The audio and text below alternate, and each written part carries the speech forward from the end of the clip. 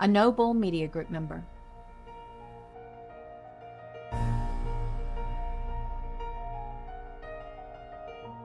America's known our share of tyrants. In response to tyranny, we created one of the greatest guiding documents ever written by mankind. We stood for what was right. We've also made mistakes, but we corrected those mistakes by fighting for what was right both inside our borders and beyond. Today, America faces another challenge: Christian nationalism. Misguided faith and misguided patriotism justifying misguided deeds. Would turn the hearts of those who are in power and position to make decisions. That's the line. That's not who we are, America. The Constitution is as true today as the day it was ratified.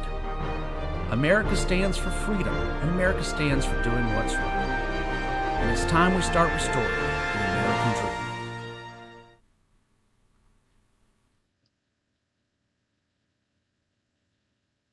The story of Juneteenth starts on June 19, 1865, 2.5 years after the Emancipation Act ended slavery in Confederate states. Major General Gordon Granger and Union soldiers delivered the news that slavery had ended to 250,000 people who were still enslaved in Texas. Black Americans celebrated. Freedom brought huge progress in the years after the war. Literacy rates jumped 70% in the subsequent 40 years, and 22 Black Americans were elected to federal government. But when Reconstruction ended in 1877, attempts to build communities were met with violent attempts to restore the power imbalance of the pre-Civil Rights years. Throughout the 1900s, Juneteenth celebrations continued, highlighting advancements within the family and community and honoring ancestors. In 2016, Opal Lee, an activist in Fort Worth, Texas, set out to make Juneteenth an official holiday. By walking from her home in Texas to Washington, D.C., she reached Washington by walking 2.5 miles a day, representing the number of years it took for news of emancipation to reach Texas. In 2021, Lee's campaign was successful. President Biden signed legislation making Juneteenth a federal holiday. Today, Juneteenth is an opportunity to celebrate Black Americans' contribution to American culture and honor the continuing quest for freedom, justice, and equality. Hello, everybody, and welcome to Restoring the American Dream. Michael, my friend, I think you've brought us a guest, and this is a big week. This is a very big week. It is indeed, and I am so excited to be able to introduce my dear friend. I call him my dear friend, but he's really my brother from another mother. We pastored a church together in Harlem. We have raised our families together in many respects, and it's just been an honor to be in this man's life. But it's Lee ROUSON, two-time Super Bowl winner with the New York Football Giants, and my dear friend, welcome to Restoring the American Dream. Welcome, Lee. Yeah, absolutely. Thank you, guys. Thank you. Yeah. I appreciate it. I'm excited about being here and listening to your hearts and minds and sharing mine as well, and just looking, and being present for the future of this country.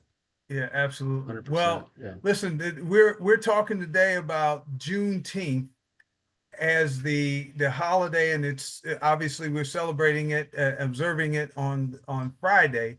But I thought these two programs today and next program, we would do as deep a dive as we could into what it means as part of restoring the American dream to actually move toward history.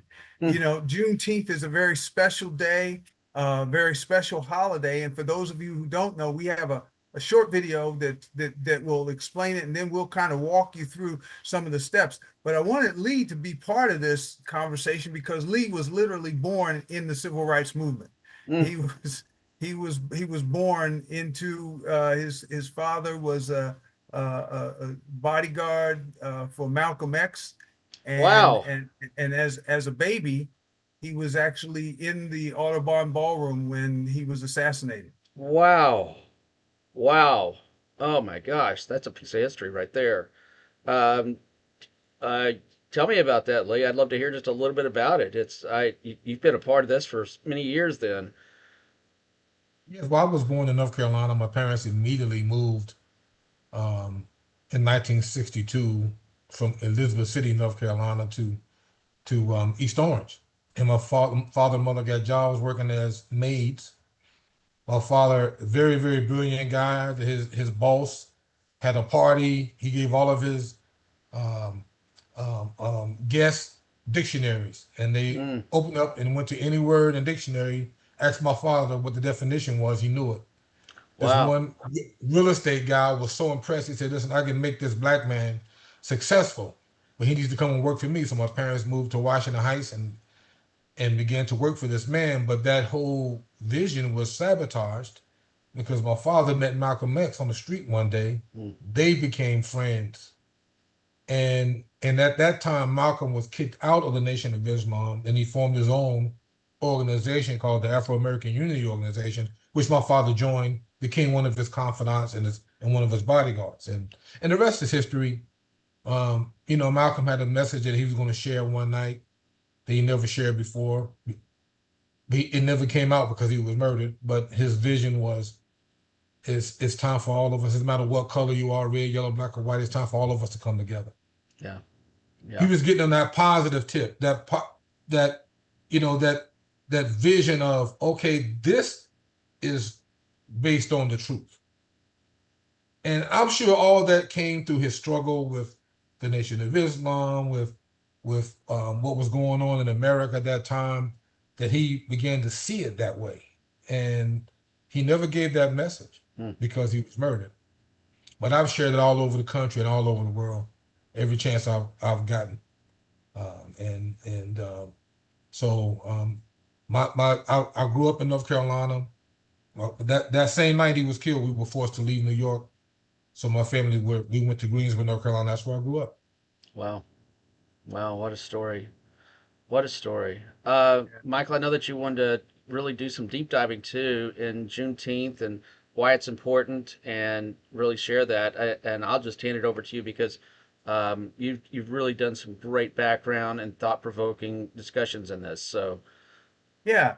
So Juneteenth is really important to America, not just to quote unquote remember what went wrong, but to remember that we are a nation that has been self-correcting. And many will say, not fast enough, not completely correct enough. But remember, we came from how far we've come. So the first things in July 4th, 1776, the America declares that all people are endowed with inalienable rights. So we separate from England and declare that the Declaration of Independence. We are independent, we are free people, we are given inalienable rights by God. So that is the Declaration. However, it was hypocrisy because we still had the institution of slavery. And that was going to be that was America's quote unquote original sin. And then in 1863, President Lincoln issues the Emancipation Proclamation. So we go up to that time, and we know in the 1850s and the 1860s, and then the war starts in 1861 and begins that process of this nation coming apart. And Lincoln was the one that God used to keep the Union together. But in January 1st, he issues the Emancipation, January 1st, 1863, he issues the Emancipation Proclamation, saying that all people who were held in bondage in slave states are now free. But the war had to end in order for that to take place. And on April 9th, 1865, in Appomattox Courthouse, right there in Virginia, the Civil War ended. General Lee surrendered to General Grant, laid down their arms, but that was a process that happened immediately. But the actual notation to all the slaves. Now remember, this is before the internet, before the phone. There was no technology to get things through. So many people, especially people in the South, status quo was the way, even though this nation had been torn apart by this war. And then in June, it wasn't until June 19th, 1865, that General Gordon Granger arrived in Galveston, Texas. And when he got there, he had discovered that there were still people out in the fields and working, under the slave masters. And he declared, wait a minute, hold on, you are free. This war is over. So he gave the Declaration of Independence in 1865 to those people. It was 250 people who were still enslaved in Texas at that time in Galveston, Texas. Now, we celebrate this because that news arrived. We celebrate this because that message got through. We celebrate this because that date, that was the last time that chattel slavery as an institution was affirmed in America. Now, there was still another 100 years before, through all the things that the Reconstruction. So we went through the post-Civil War years, Reconstruction, and then the Great Compromise and so forth. We're not going to do a deep dive into that, but we're celebrating Juneteenth because it is a day in which we can observe and say, you know what, here's a day, America, when we got something right. We commemorate this day and remember the freedom that was issued to those people who were in Galveston. That's a good point. It's funny how you look on that too, and the very positive spin you're putting on this, because it is a big day. It is, as you said, it's a day that America finally did something right after years and decades of doing the wrong thing. I'll let you go ahead, Michael. I just had to comment on that. It's interesting the dates that you picked too, but that's incredible. Yeah. Yeah. Lee, you were talking earlier, as the your history in the NFL. You were drafted in 1985 by the New York Football Giants and played 2 Super Bowls with them. But as your career was just kind of about to take off, you were given an opportunity to be part of a groundbreaking lawsuit in the NFL that was suing for your commercial freedom. This whole layout, the outline that you laid out, Michael, about Juneteenth, it mirrors or what I went through, the court case for free agency mirrors what America is going through. So again, the NFL draft was illegal. In terms of the antitrust laws in America, the NFL draft was illegal, but it was allowed because of a collective bargaining agreement between the owners and the ball players. But the owners, when they had competition from the United States Football League back in the mid '80s, in the early '80s, and they were losing talent to the USFL and going through different things. It prompted the NFL to squeeze the ball players in all different kind of ways. Like they went from 59-man roster to 45-man roster. And we're not gonna give you guys any more benefits. So the NFL players decertified from the union. So because of that decertification, the NFL was in violation of the antitrust laws. And this was what year, Lee? This was 1988. Wow. And so I get a phone call from Gene Upshaw, the director for the Players Association, and he says, "Listen, Lee, we would call this the Lee ROUSON case because you're gonna win, but nobody knows your name, so we're not gonna call it the Lee ROUSON case. We're gonna call it the Freeman McNeil case. Freeman McNeil was a running back for the New York Jets, team their brother Michael played with back in the day, and so Freeman, he was like, I'm not doing it for the money. I'm doing it because I'm doing this because I believe that every man and woman should have inalienable right to work for whomever he or she wants to work for. And those Absolutely. are his words on the court stand in Minneapolis where we had the case. Those are his words. And so anyway, so doing this conversation with Gene Upshaw, he goes, now you know that if you do this, they're going to get you. I mean, just in any, just like, can you imagine the sacrifices that many African Americans made back in those days? Some of the heroes of this Juneteenth, they made major sacrifices. So I'm trying to be big and bad, right? So my response to Gene Upshaw was, they're not going to get me. They already got me. Oh, wow. I'm going to get my freedom. It's not about what they have on me or what they're going to do to me. It's about what I'm going to do. I'm going to get my freedom. So I'm in. I'm all in. And guess what? I won.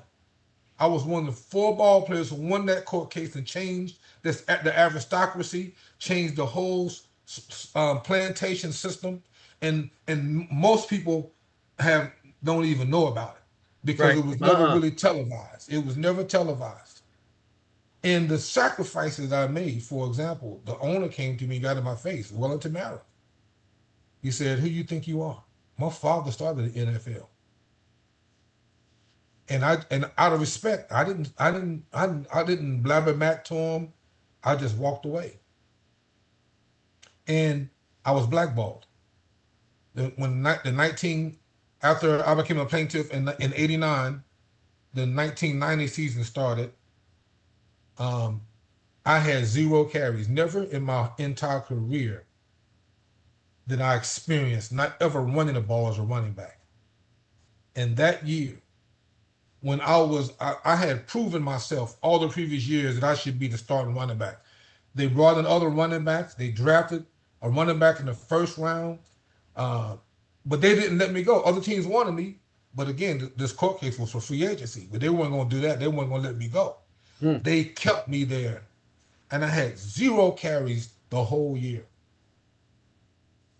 And there are a lot of stories, just like I know some of the people who fought for this country, the stories that they have during that fight.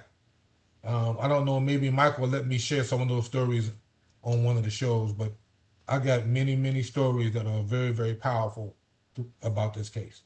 Well, yeah, and in every struggle, there are heroes and sheroes that are part of that struggle, that are part of that drive toward freedom.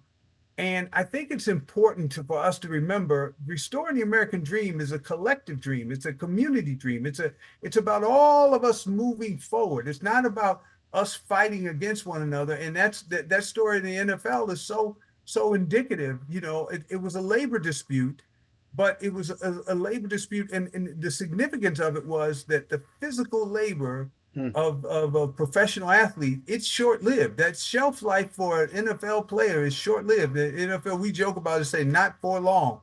And it's a very short shelf life. I didn't even think about that. Yeah. It's a very short period of time for a very select group of men.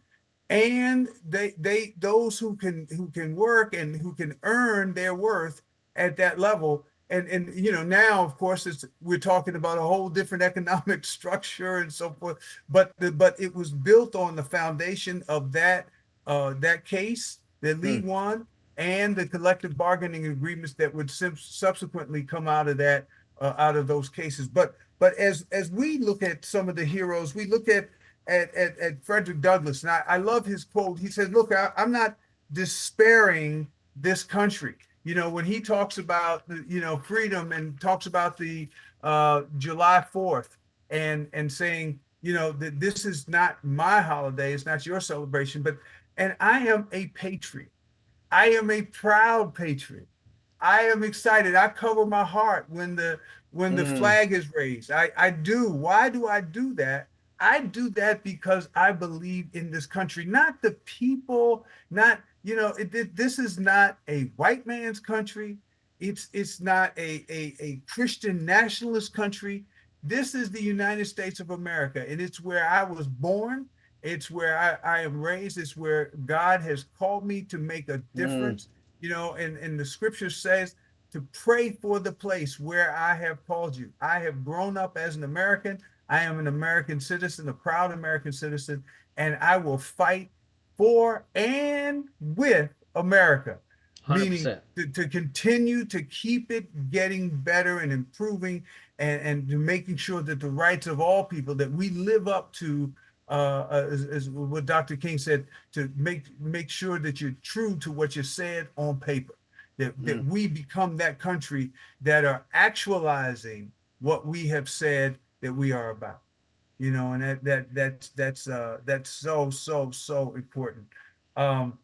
You know, Lee, as we look at this, you know, restoring the American dream, and what was it in growing up that, you know, because your father had a particular perspective about life and about America. What was it about growing up with him and his particular perspective that helped shape your view of race in America?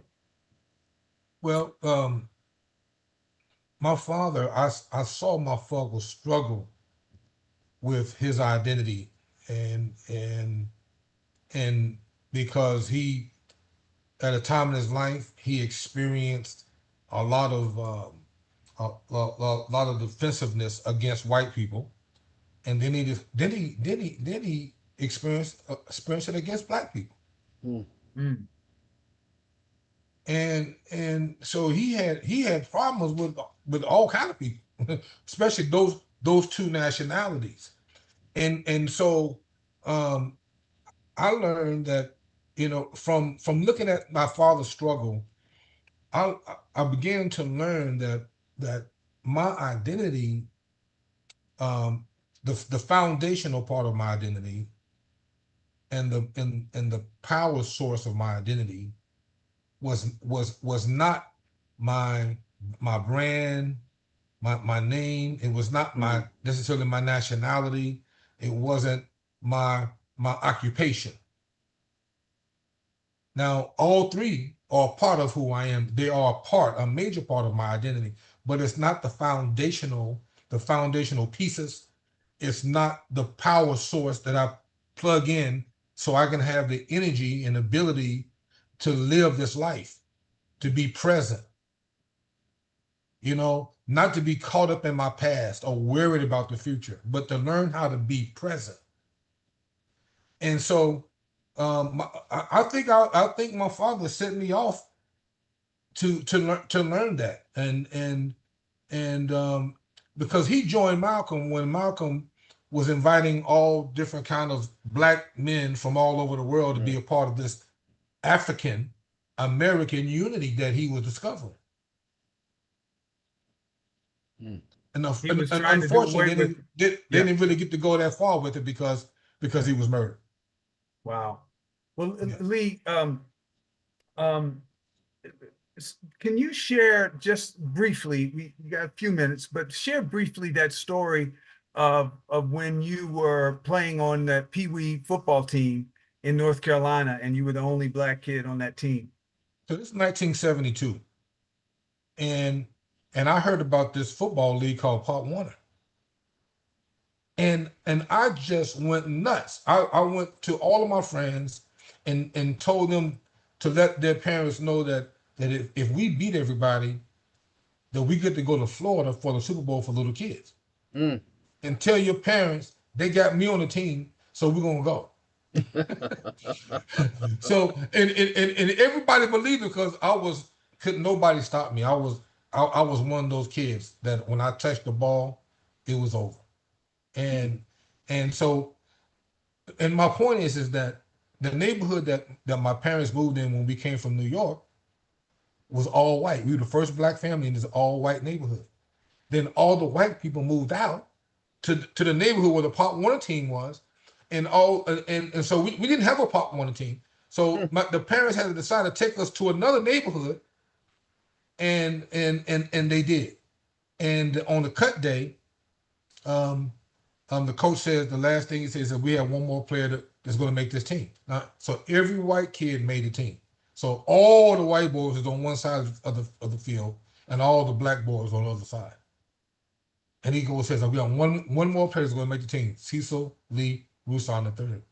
So I was the only black kid that made the team, and I remember in that moment I experienced, again, a question of my identity. I'm going to my new teammates who are all white, so I'm not black, and then I'm leaving all my black friends. So, what kind of black am I? What's going on? So, I had that question for a minute. But more than that question, I was sad because none of my friends were going to be in the team, going to the Super Bowl for little kids with me and all that kind of stuff. But I was happy that I was going to be on that team. And so I went home. My father hears about what's going on because my sister got cut from the cheerleading team. Not one cheerleader was black. So he comes into my room being militant. He goes, well, I heard they cut your sister from the cheerleading team. That's not right. So I'm going to give you a choice, son, because, again, I ain't raising no males in my house. I'm raising men. So you got a choice to make. Either you're going to stay in this team that you just made, or you're going to come home community and play for the team, the recreation team here, who's going to appreciate you and your sister. You got 3 days to make that decision. Wow. I got emotional, started crying, but I got myself together. 3 days goes by. My father comes home from work. He goes, what's your decision, son? I'm like, Daddy, this is one of the hardest decisions I've ever made in my life. But what's going on between you grown people, us little kids, we didn't start it. But if I quit right now, nothing's going to change in America. So I'm staying on the team. And he didn't expect me to say it like I did. I guess I was kind of copying, his kind of speech ability, so he goes, well, I'm not going to come and see you play on Saturday. Started crying again, but I got myself together. He didn't come. He would take my sister to breakfast and spend time with her, like treating her like she's special. Well, everybody would come to see me play football. The whole neighborhood, other people, everybody would come to see me. He wouldn't come. But he came for the last game. And I never forget, when he walked on the field, he's at the corner of the end zone. I saw him there with his arms folded up, trying to be all militant. And I was playing free safety.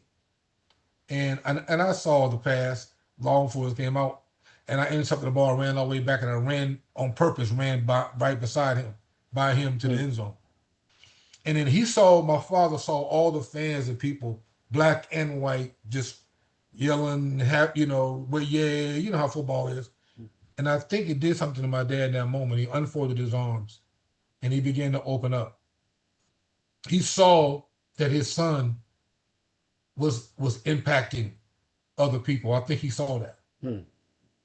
And so from that point on, he was probably my number one fan. He began to train me and everything and all that kind of stuff. So it was pretty awesome. What a story. But it changed his mind began to change to a more positive outlook about life. What an incredible story. Wow. Yeah.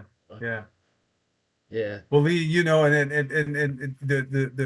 I'll give the kind of the punchline for that story is the next year they allowed all kids to play on that team. And the cheerleaders yes. So the banquet, the ended. Thank you, Michael. So at the banquet, the coach says, Lee, come here. So I get up and go to the coach. He says, everybody knows Lee is the most valuable player. But everybody doesn't know that next year, because of the choice this young man made right here, next year they're going to be the same amount of black boys on the team and then the same amount of black cheerleaders on the cheerleading team. And that's when things changed in Greensboro, North Carolina. Wow. What a story. What a story. Michael, I know we're out of time, but that was just an incredible story. Man, that one will sit with me for a little bit. And I wonder, and I know we got to close up, but I just wonder, how many other black kids have lived through that and fought through that and survived through that, and the impact that it's made on their lives. I remember asking you one time, Michael, because I know that race was a big problem even for you, and I said, what did it do to you? And you said it made me stronger. And I just respect incredibly both of you men. That's just incredible stories. Everybody, we've got to wrap this up. We are going to be back Thursday. We're going to continue this discussion on Juneteenth. I'm hoping that Lee's going to join us again because this has been some really powerful discussions. If you haven't already, please make sure that you subscribe to our media group. If you're watching this right now, you're watching it from YouTube, and just go to the No Bull Media group. Press the subscribe button. It's free. You'll get to watch this. You'll get to watch the political arena. We have another show that's completely apolitical that just talks about artificial intelligence, and we're going to be opening up, actually, I think, a couple more shows very soon. So thank you, everybody, for joining us tonight. Lee, just some powerful stuff, and Michael, wow.